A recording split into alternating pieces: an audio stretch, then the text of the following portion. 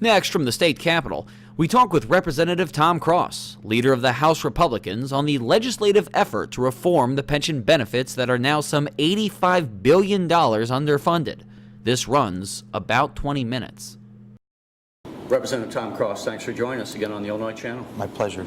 You know, it's just about a year ago that we talked on the pension issue in this office, and we talked about the enormity of the problem and the need to act. I have to say that I had no clue at that time that the legislature would be moving as quickly as it actually has. I mean, sometimes it seems like we talk about these things and they are years generating.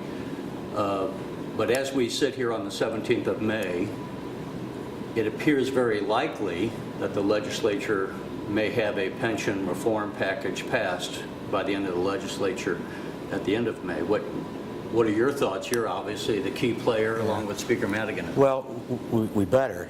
The fact that I filed a bill a year and a half ago, much to the chagrin of a lot of folks, but the fact that we didn't do anything a year ago because of the enormity of the problem cost us as a state about $7 billion because of the interest on the unfunded liability that we have. So every time we put this off, and you're right, Springfield moves a lot slower than we'd like sometimes. This has enormous repercussions from a financial standpoint. I mean, $7 billion, even by Illinois standards, is a lot of money. So I'm hopeful that we will do something. It's a complicated issue. It's an emotional issue. It's a divisive issue for some, and it's confusing for some because if you're a rank-and-file state employee, if you're a teacher, you say, you know what, I've done everything you've asked me to do. And now you come along and say you're going to change the rules on me, and that's tough to swallow. So it's a very emotional issue, but we really need to do something. I certainly can go into why, and I'm hopeful that we'll do it here in the next week. I wonder, when you just said $7 billion over the last year, over what period of time does that $7 billion cost accrue? About a year.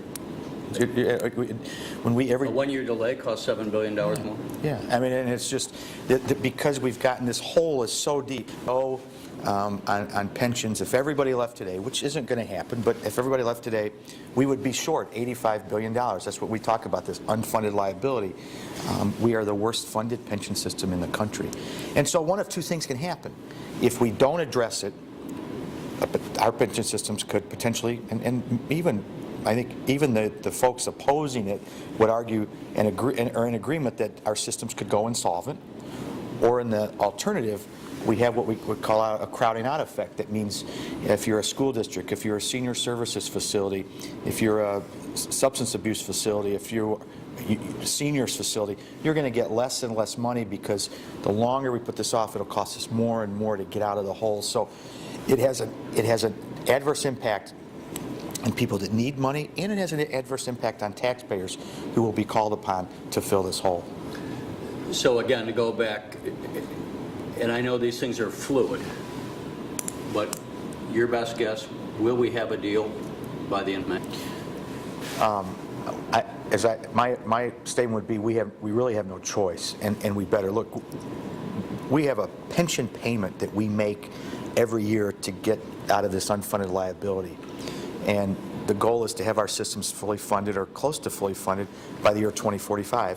We'll spend over $7 billion on pension-related items this year alone in our budget out of $33 billion. We're going to cut our budget by $1 billion. Our tax increase, not ours, the ones that my friends on the other side of the aisle passed, raised between $6 and $7 billion. That's all going to pensions.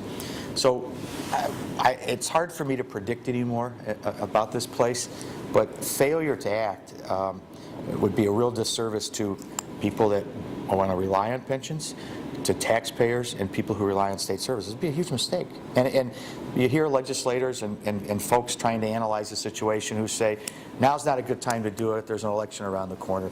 There'll never be a good time to do pension reform. It's a tough issue, but the longer we put it off, it will get tougher. So I'm not going to predict. I'm hopeful, and we need to pass a pension bill. Just the pension payments, not the interest from money borrowed in previous years, and these numbers are always somewhat subject to change, but this year is about $5.1 billion. Next year, I believe, is about $5.9 billion. Right. It goes up to about $6.1 billion in 2015. 15, I believe. So I know numbers are not good on television, but the increase between this year and next year without change would be approximately $800 million more. And that's also what is estimated at this point to be the growth in the economy, how much more the state would get. So all of the new tax dollars coming into the state, the $800 million more, be consumed by next year's increase in the pension. That's in the best case scenario. So we're never catching up on the bills that are still out there, $5 billion in past due bills. $8 billion about in past due bills. So you'll just be in this hole, and you'll never escape it. Then, and to add to this, it's a small but very significant point. It's not that small. We have 5 systems that provide pensions to people. The teacher retirement system has an assumption that they'll earn about 8.5% on their money. Nobody in the financial world believes that's an accurate number for interest on what you'll expect to earn on your money. They're going to, in all likelihood, drop that rate. They think maybe you'll get 7 or 7.5 on their money. When they drop that rate, that forces us to pay more to catch up because of the expectation of what we're getting our money is going to reduce. That'll raise by at least $500 million, if not more. So that 800 number climbs by maybe $500 million, which means if we do nothing and the economy grows at the rate you say, we're going to have to cut. So like education will get cut. That developmental disability center in your hometown will get cut. That senior services facility will get cut.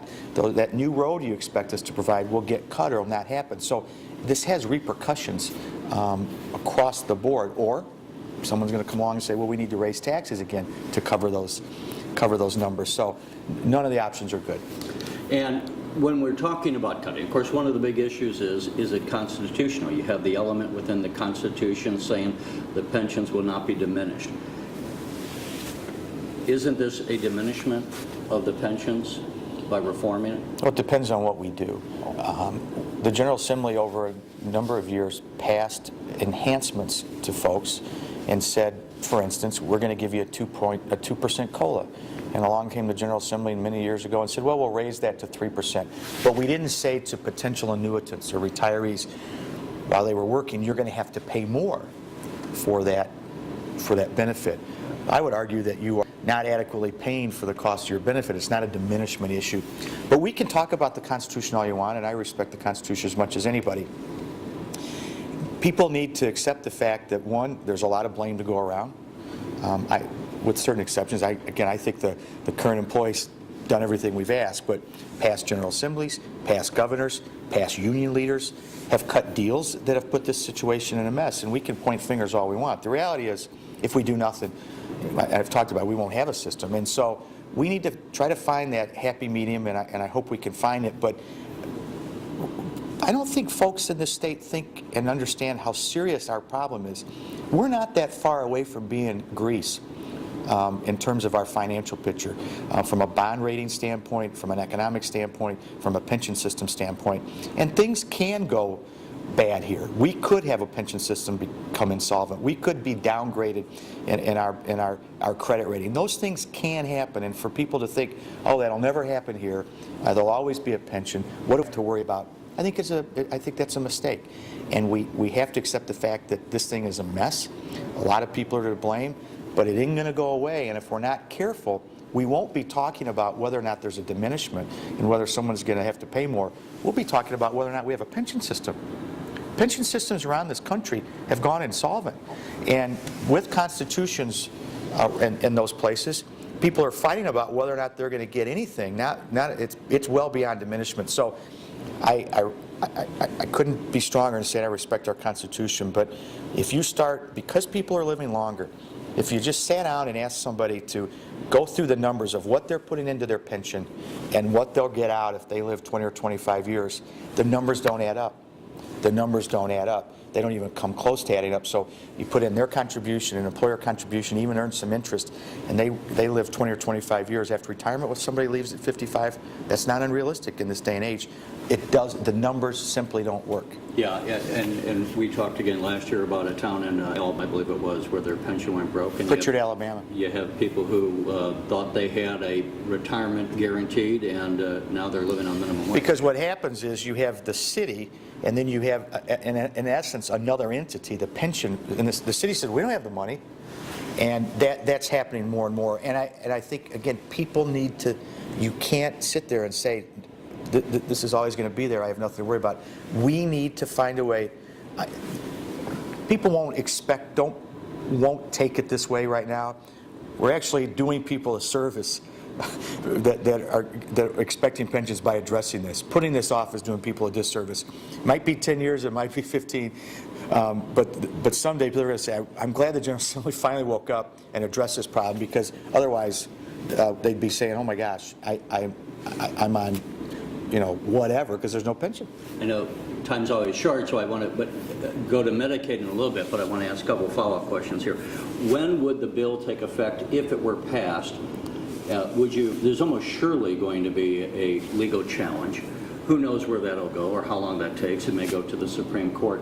And I'm wondering, at what point would you wait until after a court decision rules on the constitutionality? Because otherwise the state could be in a situation where then it maybe was paying lower payments and then had to come up with money. Well, you might want to take it. Look, you can't, from a legal standpoint, you can't, in all likelihood, can't challenge it until it goes into effect. So the odds are, and you're right, it'll get challenged, but once it goes into effect, now you may want to say, we won't recognize or realize savings until there's a challenge, or maybe have some language in there that attempts to recognize that. But you've got to have an effective date. I say sooner than later, and let's have the court challenge. And if nothing else, let's say they rule against us. Who knows? But they'll give us some direction on what they'll accept. But part of this is just the reality of the situation, and I think the courts, certainly they will, I believe, follow the law. I think they need to recognize, and I think severely the problem. What do you say to some of the, I hear anecdotally, you may too, that there's going to be a lot of people who are working and getting state pensions that are going to be leaving before July 1 because of the fear of this, and there's the aspect of a brain drain within the state. I hear in one of the state universities, some 200 people are going to be leaving before July 1. Maybe not. The reality of the situation is there's always somebody else that'll fill in. We all worry about people leaving, and we all think that oh my gosh, that person's leaving, in all walks of life. And there's usually somebody that can come along and do the job as well, if not better. I hear that all the time, but the economy's struggling. There are a lot of people looking for work, but our unemployment rate's pretty bad in Illinois, and probably a whole host of people they'd be happy if all these people left. If it takes effect, does it impact those who are already retired? Well, we haven't seen a bill. The governor has talked about concepts and introduced concepts. He did a press conference with concepts. We have yet to see any specific. There are people talking about impacting a COLA for retirees, a cost of living adjustment. We have a rather attractive COLA where you get a 3% COLA that compounds, which means it builds off the year before. You don't find a pension like that pretty much anywhere in the country, or it's certainly not in the private sector. And that's a huge pressure on us. To put it in perspective, if you retire, say at age 55 and live 25 years, because of the 3% COLA that compounds, you will literally double your pension. So the person that retires at age 55 at $35,000 pension, in 25 years will have a $70,000 pension. Pretty significant. So the governor certainly has talked about that. My guess is in his bill you'll probably see some impact on both current and future retirees. Though it's hard to speculate what they'll put in it. So the governor is proposing retirement age to 67, having the contribution of employees go from about 9% to 12%. and the adjustment of the COLA. Yeah, maybe getting a COLA later. The retirement age is, I think up in the air, but then impacting the COLA. Maybe lowering the COLA, maybe taking away the COLA for a certain time frame, maybe having a certain base that says... Mayor Emanuel, and I'm sorry to interrupt, but Mayor Emanuel said he wanted a 10-year pause on the COLAs for the city of Chicago. Is that something that, hearing what he was proposing, is that something that may be under consideration? Again, the governor's office is having these meetings every day. They may be talking about that. How does a bill like this, it's so complex, the issue, there's so many different things, and then the political complexity, I can't imagine. How does a bill like this even come together? You're meeting with the governor. Do you all come to somewhat of agreement that's hashed out and then you put it down on paper? You certainly try to figure out concepts, and I know that the Democrat leaders have been talking to the unions. So let's say, for the sake of this discussion, there's an agreement or there's not an agreement. There may be a decision for with or without an agreement. That's, certainly see what the speaker and the governor want to do, and the president. But you then start trying to draft. It's an incredibly complex issue from a legislative standpoint, but I think there are a lot of different bills floating around there. They haven't been filed. So we certainly have the capacity to get it done, and we'll see if there's the willingness. And lastly, on the pension, if we don't do something by the end of May, would you recommend the governor call a special session? Oh, you got to get this done. I haven't given a lot of thought to that, but you can't leave this place without doing we got 5 systems in trouble. You got to really go at those things. As I said, it costs us every month and day that goes by, cost us millions and then into the billions. So I think we have to make a serious effort to get this done, and that may be an alternative. The other big issue in the legislature, may be acted on this week, maybe today, is the Medicaid bill. Just in general, same thing, we got to do that. What are your thoughts on that? Huge pressures on our budget. We're trying to reduce Medicaid bills and growth by about $2.7 billion this year. One of the big issues that we're trying to do from our caucus is there are certain people that should be on Medicaid, that are on Medicaid, that should be, and we need to provide them services. I think we have a legal obligation, and I think to a certain degree a moral obligation. But there are a lot of people that are on Medicaid that have no business being on it. And so what we're trying to do is figure out how we can put in place a verification process for those that are on and those that want to be on. And it looks like we're looking at going to look at an outside company to do that. We've had a little problem with the current administration being able to do that, and we think we can save a huge amount of money in this verification of income and residency. So there's some things I think that we're going to do. I think we're going to get a Medicaid bill done. We have to. Patty Belloc in our caucus has done the most incredible job working at it. So, and with great ideas. So I'm hopeful that we get there, and hopefully we get it done soon. There's always a myriad of other issues, but these are the 2 primary big ones. And the budget. The budget. Another one, though, that's just been kicking around, I don't know, minimum wage. Just quickly, your thoughts. There's an effort to try to raise Illinois' minimum wage. What are your thoughts on that? Yeah, it hasn't gotten over here to the House. I think we have to be a little careful in our state. We have from an unemployment standpoint, our numbers are, relatively speaking, to the rest of the Midwest, pretty dismal, and we need to be cognizant of what that does to medium and small businesses. A lot of people get focused on the big businesses, but smaller companies, it might be the local True Hardware, True Value, it might be the farmer, the mom and pop shop. Those kind of impacts from a business standpoint can be devastating.